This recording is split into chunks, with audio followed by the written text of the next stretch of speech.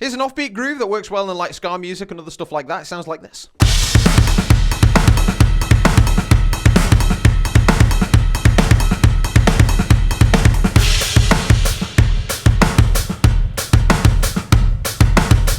So the way we're going to play it is it's offbeat hi-hat. So you're playing like 1 and 2 and 3 and 4 and so like in between the 1, 2, 3, 4s. But trying to line all the bass drums and snare drums in there can feel a little bit weird.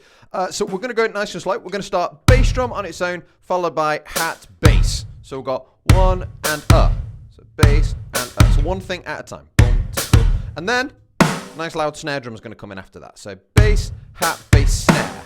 Boom, go. 1 and a 2, 1 and a 2. And then to finish the phrase off, we're then going to put another bass drum after that snare drum. So bass, hat, bass, snare, bass. Bass, hat, bass, snare, bass. And then to finish off, we're just going to go hat, and then another snare, right, left. So bass, hat, bass is the first half. And then snare, bass, hat, snare. But make that last snare nice and quiet. So bass, hat, bass, hat, snare. And it sounds like a load of kind of jumbled up notes, but when you start speeding it up and get the feel, it starts to sound quite musical. So bass, hat, hat, snare. Speed her up.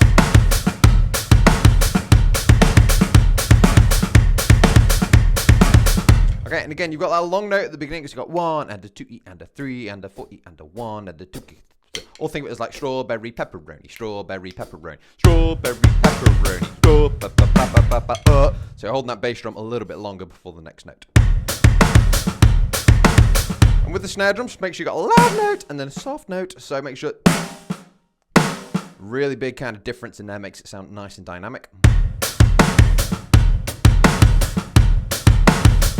Good, and if you're struggling to do it while your hands are crossed, you can move it over to the ride cymbal. It sounds great on the bell of the cymbal, using the edge of the shoulder of the stick there. And that gives you a bit more room to kind of move your sticks around.